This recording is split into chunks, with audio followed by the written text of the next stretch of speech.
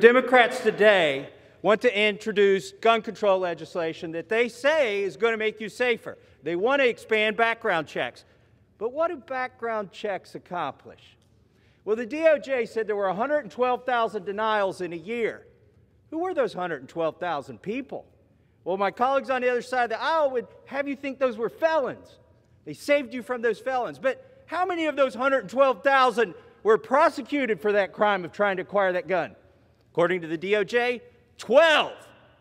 1, 2, 12 in a year. Who were the other 100,000? Imagine, just imagine now, that you're the victim of an abusive relationship, and after 5 years, you've summoned the courage and the resources to separate from that relationship.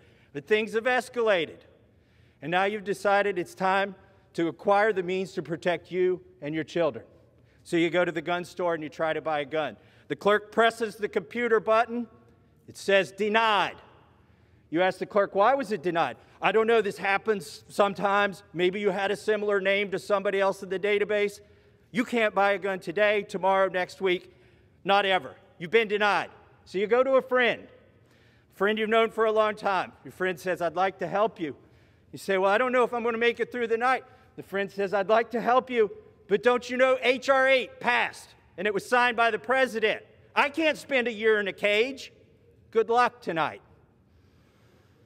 Now, I'm not going to ask you to imagine what happens next, because the Democrats saw fit to put into this bill a requirement that you have an imminent threat of death.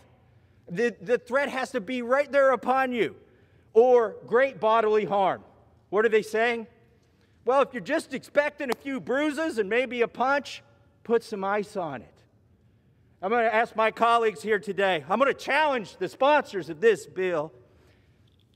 And those of you who might think you would vote for this bill, to consider whether it's fair.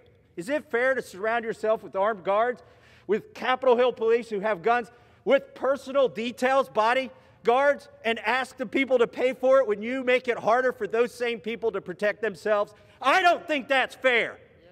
And for the fact checkers who are already hard at work on this speech, I ask unanimous consent to submit to the record this GAO report on the DOJ statistics on background checks. Without objection. I yield back. Fired. The gentleman from Ohio reserves. The gentleman from